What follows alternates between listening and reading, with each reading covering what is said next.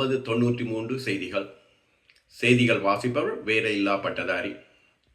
வடமராட்சி கல்லூரிகள் இணைந்து வழங்கும் வட 5093 ஒருங்கிணைப்பாளர்கள் வெளியிடும் செய்தி யாதெனில், நிகழ்விற்கு வட 5093 பொன் விழாவிற்கு உங்கள் வருகை ஆவலுடன் எதிர்பார்க்கிறோம்.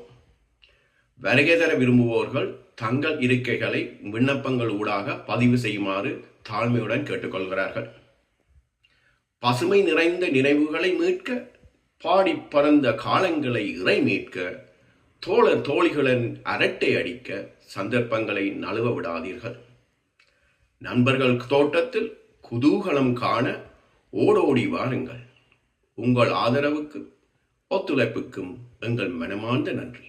வணக்கம்.